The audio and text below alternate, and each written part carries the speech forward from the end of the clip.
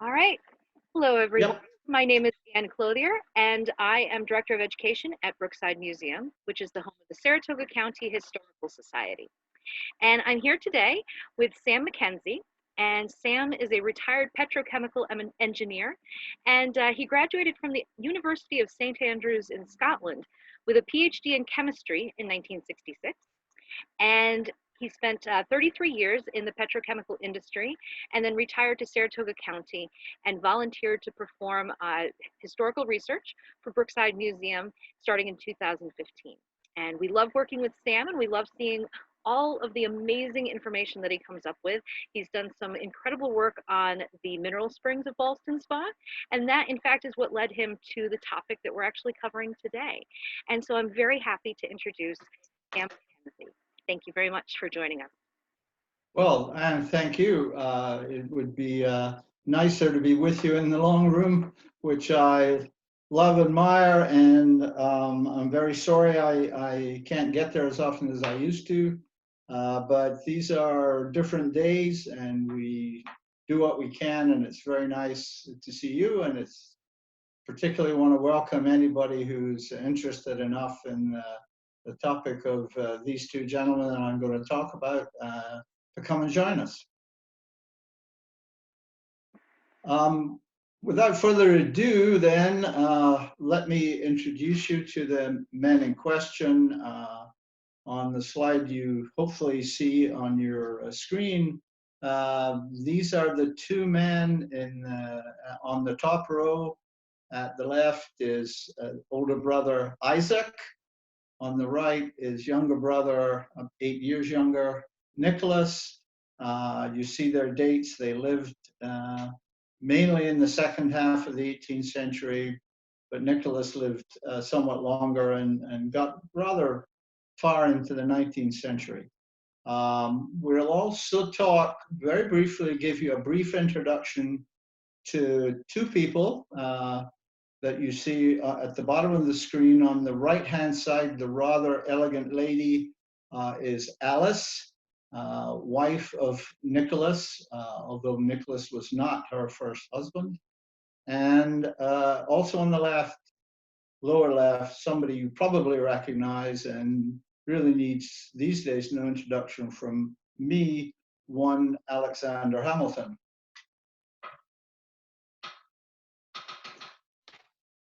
Isaac and Nicholas Lau were born in New Jersey, but spent their lives as successful businessmen and New York City people.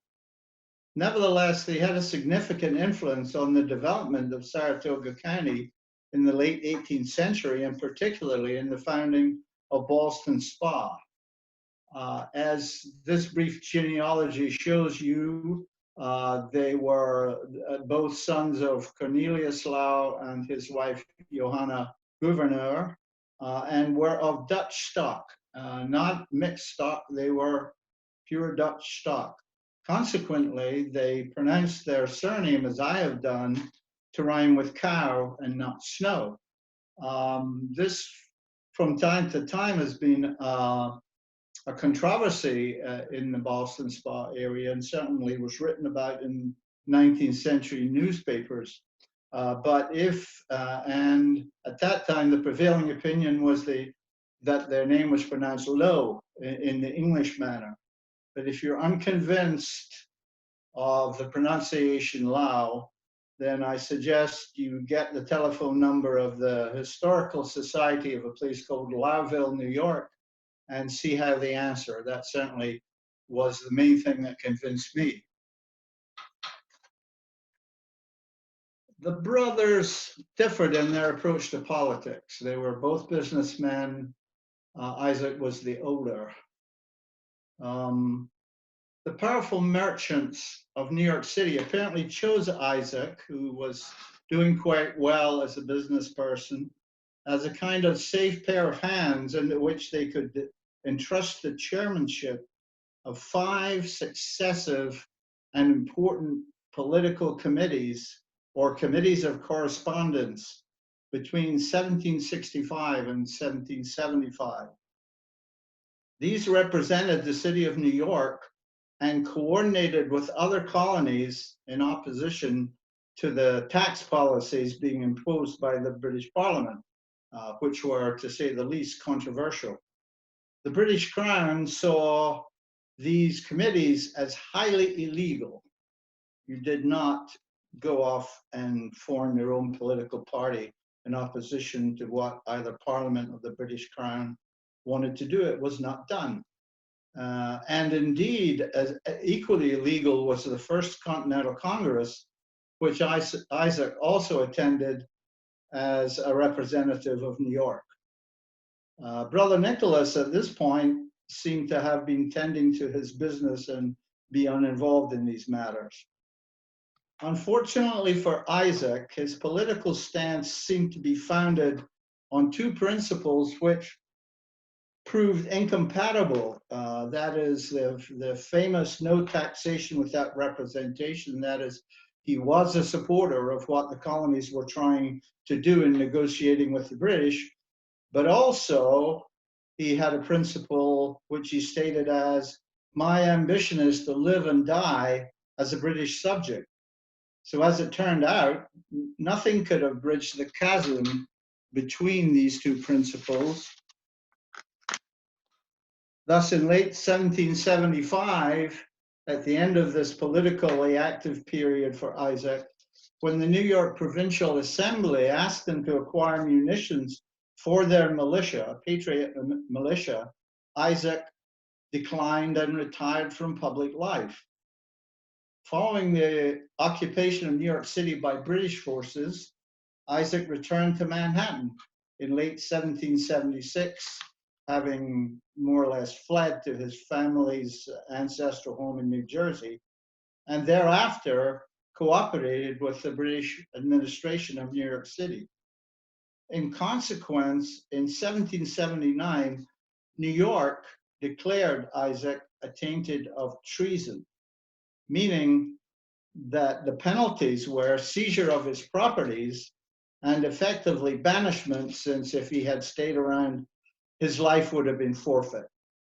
Thus, Isaac and his wife had to leave for England with the British forces upon their departure at the end of the war, which was in November 1783. For the rest of his embittered life until his death in England in 1791, Isaac was obsessed with recouping something from his lost fortune that had been sequestered by New York State. And this fortune he estimated at approximately 19,000 pounds sterling, a very large amount for those days.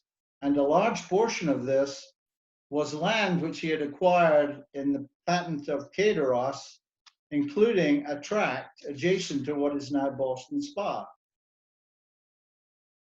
From the British Loyalist Claims Commission, to which he had entered a claim for these lost properties, he ultimately received a sum of 1,700 pounds sterling.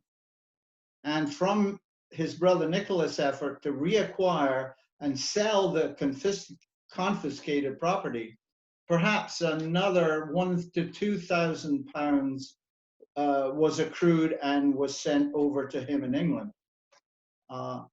However sincere and strenuous the efforts Nicholas seems to have made on his brother's behalf, and their correspondence is absolutely voluminous, these efforts seem not to have endeared Nicholas to Isaac, and Isaac's letters are reportedly filled with complaint after complaint after complaint about the paltry amount of cash yielded.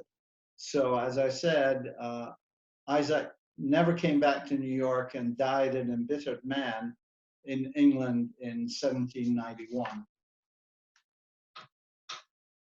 Nicholas had started his business a few years after Isaac, Isaac being the older, and mainly supplied the wine and spirit trades from imports, wines that he imported in Manhattan. And he ran this pretty much until the Revolutionary War broke out. In fact, until the arrival of the British in 1776 in Manhattan.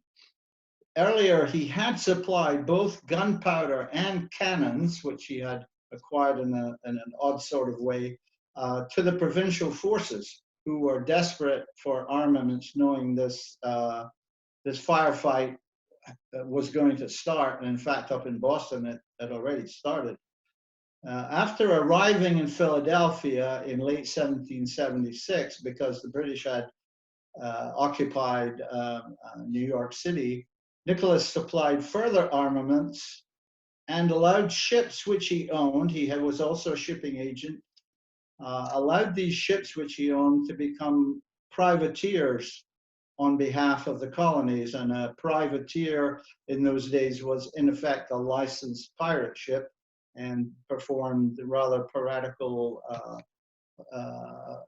services on behalf of the colonies, seizing British and loyalist vessels. Nicholas continued to serve this cause and his own profit for the remainder of the war, and expanded his business into some speculative areas, including the Virginia tobacco trade. And also he did quite a business in buying up cheaply provincial and state war bonds and other debt instruments that he could get his hands on. After the war, Nicholas came back to New York City in December 1783 and started to make some important contacts in resuming his business, one of whom was Alexander Hamilton, a hero of the Yorktown battle, favorite of George Washington, and of whom we'll say a little more in a future slide.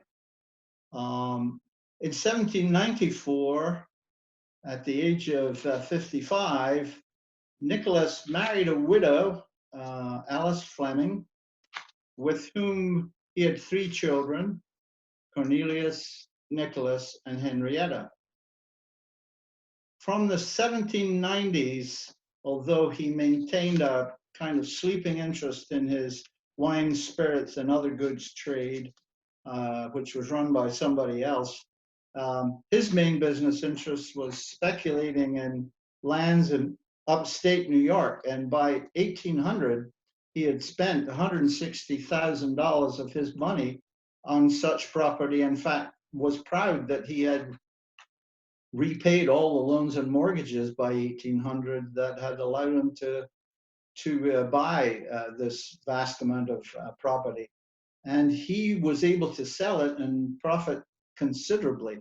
At the time of his death in 1826, at the age of about 87, he passed on to his heirs an inheritance that was not valued at that time, but by 1860, when it was passed to one of his younger children, was valued at $1 million.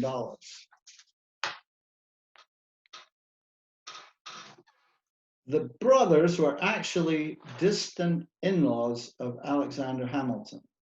Margaretha Lau, Isaac's wife, was related to the influential Schuyler family of Albany, who included Elizabeth Schuyler, who became Hamilton's wife. Through Hamilton, Nicholas became involved with the new Bank of New York and later the Bank of the United States. In 1790, when Hamilton had become Treasury Secretary in the Washington administration, state war debts were to be assumed by the federal government at par. Now, Nicholas had bought them at a lot of these instruments at well below par. So this effort pushed through by Hamilton provided Nicholas with a windfall that some have estimated as up to $40,000, which gave him a start in the banking business, the marine insurance business, which he entered, and also in giving him funds to purchase upstate land and speculating accordingly. He also became a financial manager for rich men, such as Rufus King, who for one reason or another were out of the country. In the case of King, he was for a number of years US ambassador to Great Britain.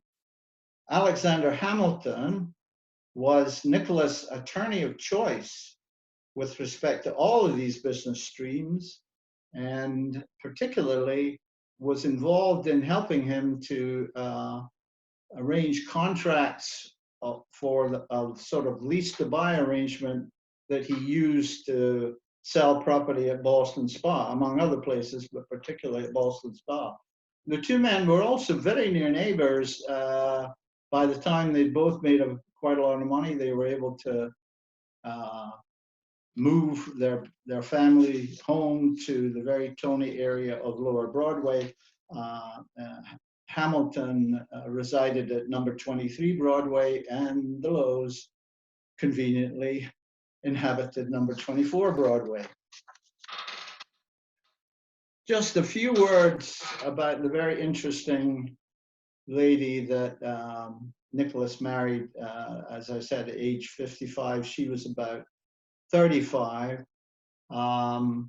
She was born around about 1760 to an English army chaplain named of Halliburton, and he was a chaplain in the army of General Wolfe.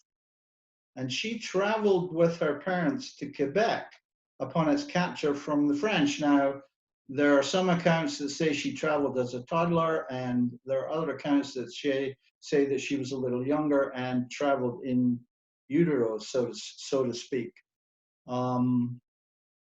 Emily Finn was her mother, and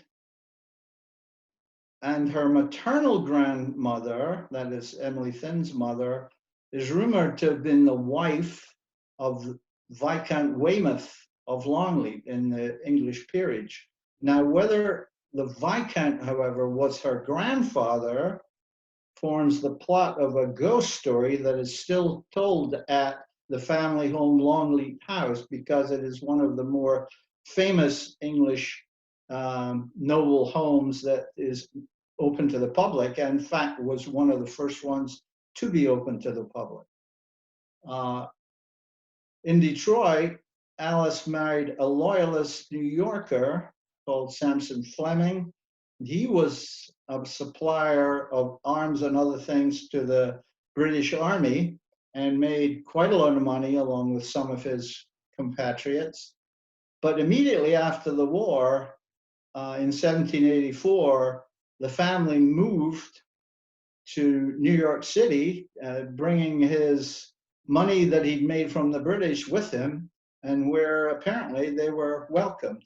The couple had 5 children, and Fleming died there in 1791, making her, of course, available to subsequently marry Nicholas a few years later.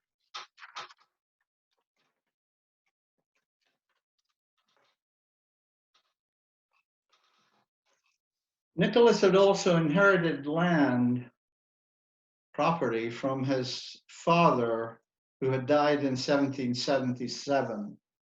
And one tract was the 13th lot of the 14th allotment of the Cater-Osseras patent, or what became ultimately the village of Boston Spa. By 1787, not long after the war, Nicholas had hired a local agent to do something about monetizing this piece of property, and had become aware that the land he owned around the main mineral spring down there on Charlton Street was more valuable than the typical upstate farmland. So in 1792, he built a hotel immediately across the spring, opposite where Benajah Douglas built Brookside. So these two buildings looked at each other with the spring in the middle. This was later called the famous McMaster House. But he went on to spend a lot of money building other things in the village, including the very important canal, in which he entrenched Gordon's Creek, and thereby controlled a lot of the flooding problems that had occurred there earlier. He built a large bathing house near several of the other springs that were developed. And he also built the famous Sanssouci Hotel in 1804. And as I show there, all of these items were fairly successful from a business and other basis. He also built a 4-story brick factory on the other side of the canal from the Sanssouci Hotel.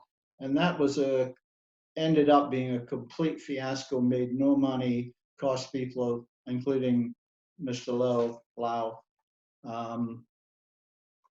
quite a lot, and was basically abandoned within a year of attempt to start up the factory, which was going to be a factory making cotton fabrics. In 1824, he sold out to Harvey Loomis all his property here in Ballston Spa. Among other things he did while he was still the landlord here was he donated land for churches, village offices, and also a courthouse, which helped in the successful campaign for Ballston Spa to become the county seat. So he was quite important as a developer of what happened around Ballston Spa. Just very briefly, here's a map.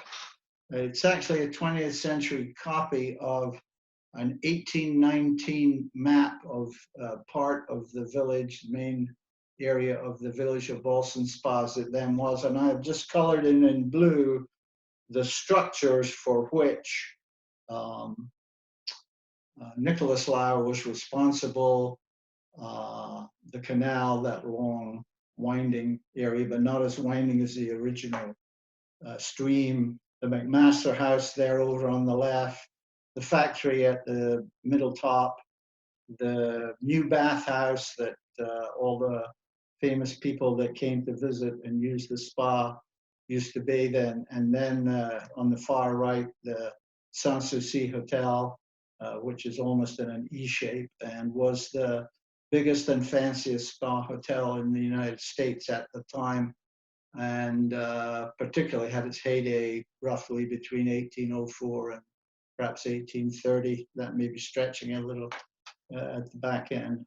On the bottom of the screen, you see a lot of very small building lots, and that's one of the things that Nicholas Lau has been criticized for, trying to sell building lots in the town that were more like city brownstone kind of lots and did not give the people the chance to expand and have run businesses and make money. In other words, it was Nicholas Lau trying to just monetize his property and not caring too much about whether people that bought it were a success. Certainly, they're nowhere near the size of the farm lots that in other areas of upstate New York people were able to buy. And just because I like it so much, here's a photo of the famous Sanssouci Hotel, kind of looking from Milton Avenue down Front Street. Beautiful building, gorgeous elm trees in front of it, many outbuildings at back, and just peeping into the picture on the left-hand side is a building that is still existent in Ballston Spa, namely the Medbury Hotel, that made it through all of the problems that unfortunately caused the demise of that beautiful hotel, the Sanssouci. Finally, to wrap up, a little retrospect on the brothers.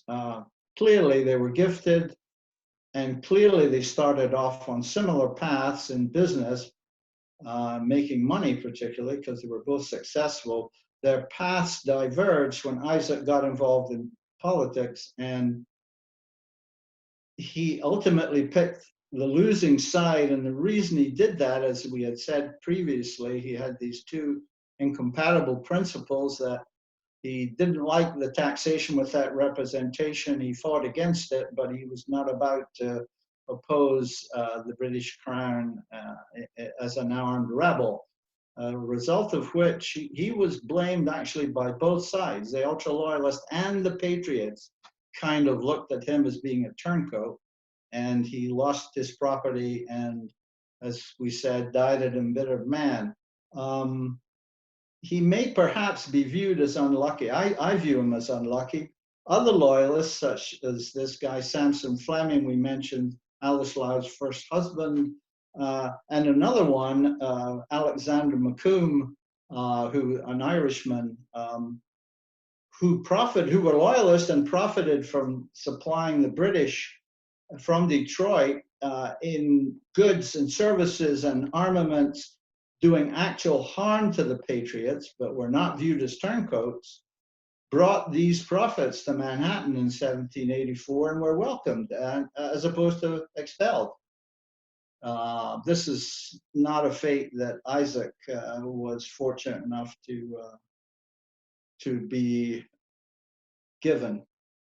Nicholas, savvy businessman, didn't have a problem with the principles he had. They're described for you there, particularly important. I'm a lame hand at politics. He tried it, didn't like it, stuck to his business, making money. He had the instinct to stick with the colonies. I can see this through. I think we'll do well. And he made a lot of money. One of the places that initially prospered under his leadership was Ballston Spa. There are some who think, however, that his New York City way of making money from his property up here was not to the advantage in the development of Ballston Spa, particularly as a spa, particularly in comparison with the way Saratoga Springs developed. And of course, we know Saratoga Springs ultimately won out as the spa of choice by the mid-19th century. And that is my short perspective on the two brothers Lau, and I thank you for your attention. Anne? All right, thank you very much, Sam. I think we almost got it in, didn't we? I think we did. So thank you very much for being with us and sharing all this information. So, and thank you everyone for joining us for this presentation.